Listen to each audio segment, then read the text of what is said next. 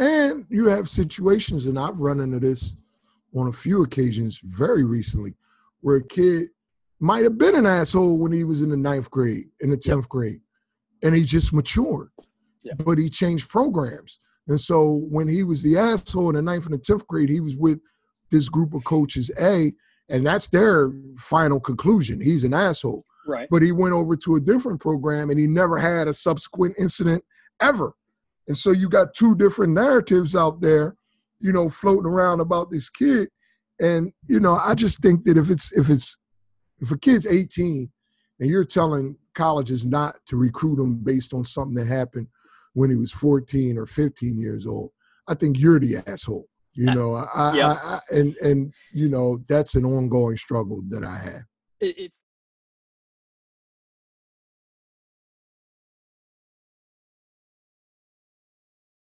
as well.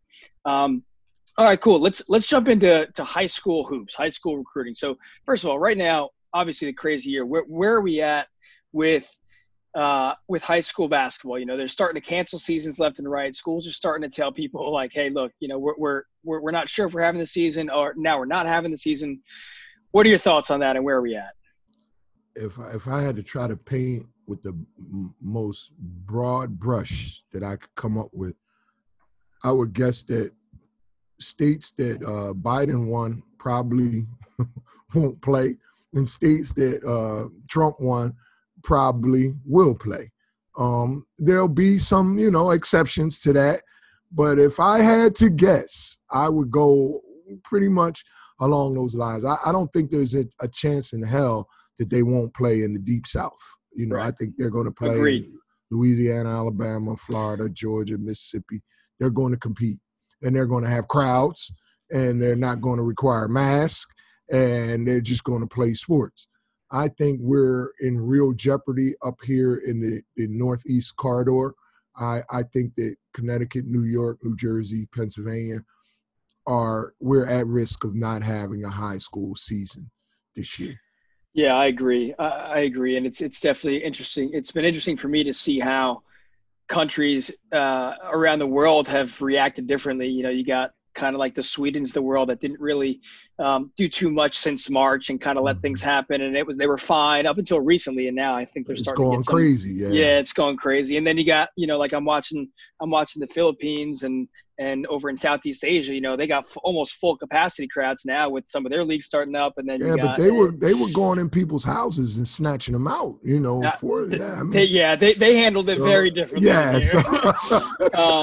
That's for sure. So yeah, we'll see what happens with high school. But so what does that mean for recruiting, though? I mean, it's you know, if whoever's listening now, if you don't know, that NCAA had said everybody basically gets an extra year of eligibility. So if you were a freshman last year going into this season, you're a freshman on the court. And again, you have 4 years of eligibility remaining. Right. So how's that going to affect recruiting? Like it's going to be crazy.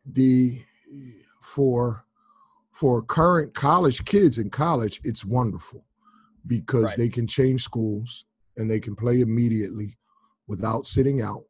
So if you outplay your expectations going in, say you go to a low to mid-level D1 and you're all rookie, you can immediately transfer up and play right away in one of the Power 5 conferences. That's wonderful for those kids.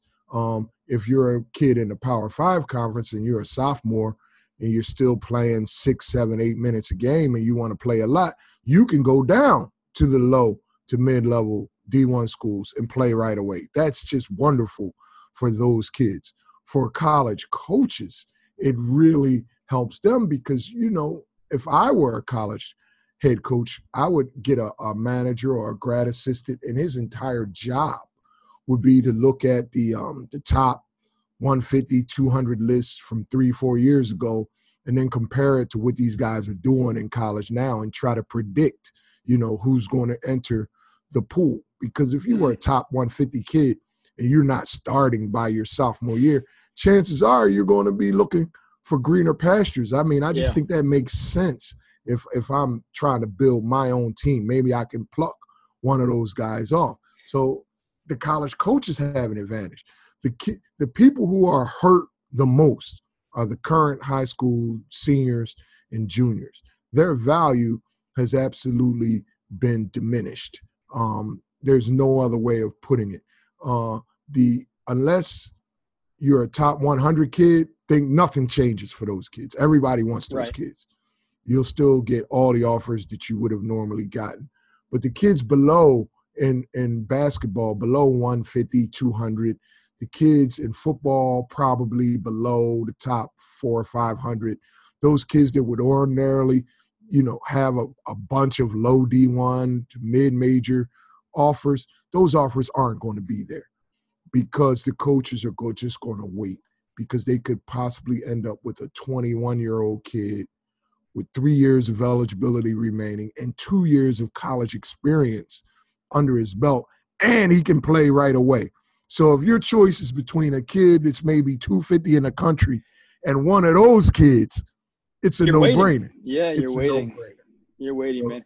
What are your thoughts on you mentioned the transferring and the past couple of years obviously has gone crazy with the transfer portal, and I think it's always case by case, and I tend to have a bias towards the players, of course, being a past player and saying they should have their options to transfer, but what are your thoughts on transferring up, transferring down? I think it depends on obviously the situation, but what do you think about that? I mean, it's getting pretty crazy. Like free agency is what people are saying. It is free agency now, and it's pure free agency now because up till now the coaches have always had a little bit of leverage in the game. They could play these games, not sign off on a paper or ask a kid to wait, think about it for 2 weeks, and all that stuff is gone. The kid can walk into the AD without telling the coach. And tell the AD, hey, man, put my name in the portal. The AD has to put his name in the portal, and the college coach will find out from the AD, or he'll look in the portal and he'll find out that way. I don't think it's a bad thing. Everywhere else, in every ad, people change jobs. Regular students transfer. Something like 40-50% of all college kids change schools at some point. I don't think it's really fair to have the college athlete just totally beholden to the whims of the coaches at all time. It was a one-sided relationship. Even the national letter of intent thing, it kind of binds the kid. Yeah. It doesn't bind the coach. The coach could always coaches change jobs all the time. Recruit a kid, go to his house, tell the parent, I love him. He's like my son, I'll take care of him. And then mom reads the paper 3 weeks later, the coach took another job at another school. So I think this kind of levels out the playing field between the coaches and the players. And I think we'll see an adjustment period. It's just going to be so unfamiliar to people that some of the fans of particular programs may resent, having a kid come in and be all rookie and you think, oh, man, we got a guy. And then at the end of that season, he's gone because, he thinks there's a better opportunity for him somewhere else. But overall, I really do. I think the market forces are always, over the long haul, a force for good. I think people should have choice. Yeah, I think so too. It's been interesting, and obviously, you talk with coaches on a daily, as I do, and it's been interesting to hear coaches start to tell me like now they're spending less time on recruiting future players and more time on recruiting their own players. You absolutely have to. Which is crazy, It's like, well, but they should have been. I mean, look, I could tell you over the past 5 years, there's been at least 5 times where I've said to head coaches and their assistants, like, yo, you better recruit such and such on your roster, man. Oh, he's not going anywhere. He wouldn't do that. He would tell me. I'm like, dude, you better recruit such and such. Because, you hear things on the street, and, I would never betray a kid's confidence, but I would just, give a hint, like, yo, you better start paying attention to your own kids. But I think the coaches understand that more now than they ever have before. Yeah, I agree. And so when you're talking to a lot of these coaches, because obviously, you've you have relationships at high levels, and you've helped many high major programs get some of their kids from this, the hotbed of talent in the Philly area and this area. So when coaches talk to you, what do they ask you, and like, what are they looking for in players these days? Obviously, it depends on the position and what they need, but what are some like non-negotiables when a coach is saying, "Hey, Delgreco, like, what do you got for me? I need this." It normally doesn't. It's not the basketball stuff so much. Most of the time, especially at that high major level, they know who fits them from a basketball perspective. So what they'll ask me about is the kid as a person, the people around the kid, because they know I know them, can this kid, how many times can I call this kid a mother effer? Will he be okay? Do I have to worry about him, quitting on me and stuff like that? That's the information that they're looking for. Will this kid make it academically? Can he fit in socially, emotionally, culturally on my campus? And I have a pretty good understanding of what most of these guys are looking for in those areas. So I'm able to convey that to the players. And then I can tell the players about the guys as coaches. I don't lie to the kids either. I'm like, dude, look,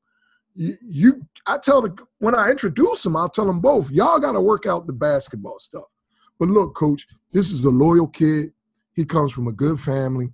He's not going to talk back. He's not going to be late. If he ever does anything that would embarrass you at the university, you can call me. I'll come up there and I'll put my foot in his ass for you, And the kids, they know. I'll be like, yo, man, what the fuck are you doing, And all I ask of the coach is that, I don't want to hear about the kid doesn't have his books or he doesn't have a tutor or, the heat is off in his dorm. I don't want to hear that stuff. That I'll call you about that. But I've never called a coach about playing time or how many shots is he getting or why is this kid starting over. I just don't involve myself in that aspect of it. And so therefore I have like a clear-cut space where they know that I can be around, but I'm not impacting what they're trying to do. I'm only trying to help the kids, and I'm only trying to help the coaches. The basketball stuff, I'm not at practice every day, so I'm not going to insert my opinion. I don't know. Johnny might be kicking your ass every day at practice, so don't call me talking about Johnny's playing too much. Yeah, that's great, and it's the same way as the pros, and sometimes I think aspiring pros and aspiring collegiate athletes forget. It's like there are thousands of players that are talented. Like on the courts, like everyone, it's easy to see. If you can put the ball in the hole and you're good at basketball, you're good at basketball, right? But are you an asshole off the court, or do we have to worry about X, Y, and Z off the court? It's the same thing going from high school to college, going from college to pro. The same thing that agents worry about, like, am I going to send this dude to Barcelona? He's going to be out at the clubs being an asshole. Like, well, I can't handle that. That's not on me. And sometimes, in fairness to the kids are labeled as assholes that really aren't. I think there's a real cultural that exists. And so some people might look at a kid's hair or the tattoos that he wears or the way his pants might hang down a little low, and you might draw a conclusion that really doesn't fit with the kid if you would take the time to spend, a few days talking to the kid and really understanding that this is just the way everybody in his neighborhood dresses and the way they all wear their hair. And he's bright 100%. And he's polite. And so, I can help coaches kind of get through that process. I agree with that 100%. I see that a lot overseas too. I see both ends, obviously, like I described. I can't take the risk to have some guy be an asshole, but at the same time, I know guys that are just labeled that guy, but whether it's through their personal appearance or whether it's through their stats and say, oh, he only averaged 5 points a game. Like, nah, he's not good. Like, whoa. You're not taking the time to talk to the kid and watch film and see what he can do and bring the intangibles. So I'm glad you brought that up because 110% agreed. 110%. And you have situations, and I've run into this on a few occasions very recently, where a kid might have been an asshole when he was in the 9th grade, in the 10th grade, and he just matured. Yeah. But he changed programs. And so when he was the asshole in the 9th and the 10th grade, he was with this group of coaches A, and that's their final conclusion. He's an asshole. Right. But he went over to a different program and he never had a subsequent incident ever. And so you got two different narratives out there, you know, floating around about this kid. And, you know, I just think that if a kid's 18 and you're telling colleges not to recruit him based on something that happened when he was 14 or 15 years old, I think you're the asshole. You know, and you know, that's an ongoing struggle that I have. It's like those